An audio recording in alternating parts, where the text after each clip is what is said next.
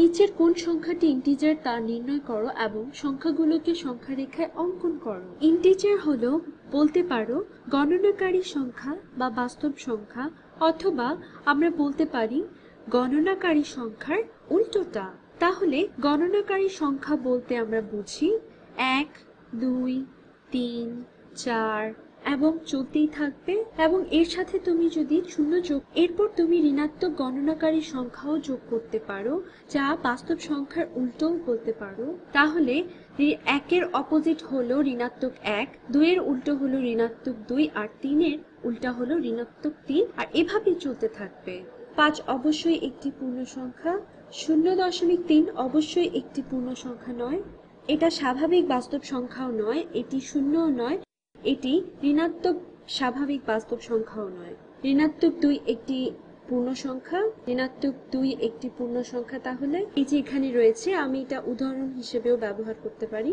1/3ও পূর্ণ সংখ্যা নয়, একই কারণে, যে কারণে 0.3 পূর্ণ সংখ্যা হয়নি। এটা বাস্তব স্বাভাবিক সংখ্যাও নয়, শূন্যও নয়, ঋণাত্মক বাস্তব সংখ্যাও নয়।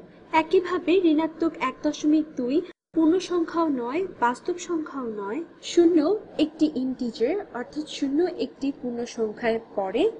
2ও অবশ্যই উপরের উদাহরণগুলোর মধ্যে পড়ে এবং এটাও একটি পূর্ণ সংখ্যা।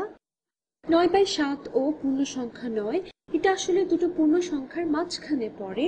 আমরা নিচে সংখ্যা রেখায় বসিয়ে দেখাবো।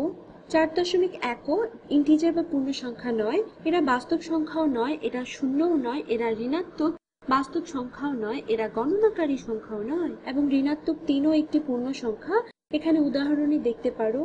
চলো তাহলে নিচে সংখ্যা রেখা এগুলোকে বসাই। প্রথমে আমরা 5 বসাবো, 5 এখানে রয়েছে।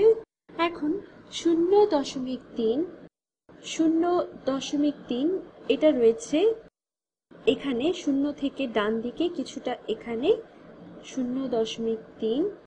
এরপর রয়েছে ঋণাত্মক 2, এটা রয়েছে 0 থেকে 2 ঘর বামে, এখানে সবুজ রং দিয়ে দেখাই, এটা হচ্ছে ঋণাত্মক 2।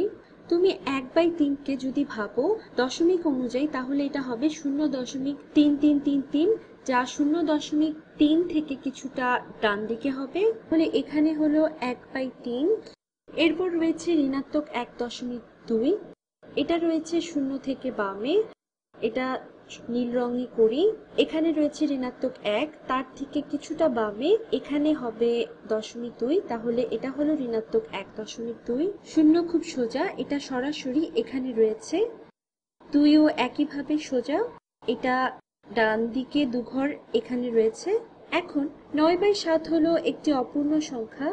9/7কে ভাগ করলে আমরা পাই 7 9-এর মধ্যে একবার যায়, তাহলে এটা হলো 1 আর 2 ভাগশেষ থাকে, তাহলে এটা হলো, এটাকে আমরা এভাবেও লিখতে পারি, এটা সমান 1 সমস্ত 2 ভাগের 7 হিসেবেও লিখতে পারি। তাহলে এটা হলো 1 আর 2 ভাগের 7 হচ্ছে এখানে, তাহলে এটা হলো 1 সমস্ত 2 ভাগের 7।